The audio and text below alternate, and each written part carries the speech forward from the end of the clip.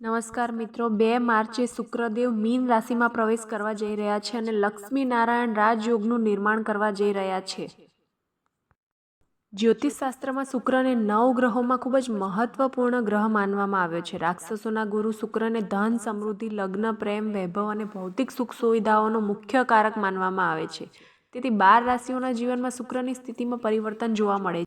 જો કોઈ વ્યક્તિની કુંડળીમાં શુક્રની સ્થિતિ મજબૂત અને શુભ હોય તો એવું માનવામાં આવે છે કે કુબેર દેવતાના વિશેષ આશીર્વાદ રહે છે તેમના ઉપર. જો કે 2 માર્ચે હોળી પહેલા શુક્ર મીન રાશિમાં પ્રવેશ કરશે. મીન રાશિને શુક્રનું ઉચ્ચ રાશિ માનવામાં આવે છે. તેથી આ રાશિમાં પ્રવેશ કરીને શુક્ર માલવ્ય રાજયોગ બનાવશે, જેને લક્ષ્મી રાજયોગ પણ કહેવામાં આવે છે.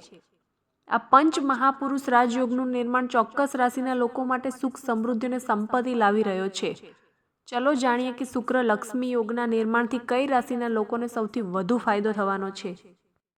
જ્યોતિષશાસ્ત્ર અનુસાર જ્યારે ધનનો દાતા શુક્ર તેની ઉચ્ચ રાશિ મીન અથવા તેની પોતાની રાશિ વૃષભ અથવા તુલામાં અને મધ્ય ભાવમાં સ્થિત હોય ત્યારે લક્ષ્મી યોગ અથવા માલવ્ય રાજયોગ રચાય છે. પહેલા નંબરની ભાગ્યશાળી રાશિ છે મેષ રાશિ. મેષ રાશિના જાતકો માટે લક્ષ્મી યોગ ફાયદાકારક બની શકે છે. તેમને દેવી લક્ષ્મીના અપાર આશીર્વાદ મળી શકે છે. પરિણામે તેમની નાણાકીય સ્થિતિમાં સુધારો થઈ જશે. લાંબા સમયથી અટકેલા કાર્યો પૂર્ણ થઈ જશે. કાર્યસ્થળમાં પ્રમોશન અને પગાર વધારો સહિત લાભ થવાની શક્યતા પણ છે. વ્યવસાયમાં પણ લાભ થઈ શકે છે. પ્રેમ અને વૈવાહિક જીવનમાં પણ સકારાત્મક અસરો જોવા મળી શકે છે.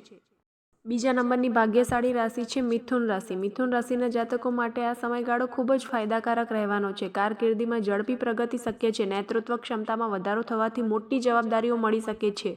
ઉચ્ચ શિક્ષણની તકો ઉભરી રહી છે. વિદેશમાં અભ્યાસ કરવા માંગતા લોકોને લાભ મળશે. આ સમયગાળા દરમિયાન રોકાણ ફાયદાકારક રહી શકે છે. ત્રીજા નંબરની ભાગ્યશાળી રાશિ છે કર્ક રાશિ. આ રાશિ હેઠળ જન્મેલા લોકોને અચાનક નાણાકીય લાભ થઈ શકે છે. લાંબા સમયથી અટકેલા ભંડોળ પાછા મળી શકે છે.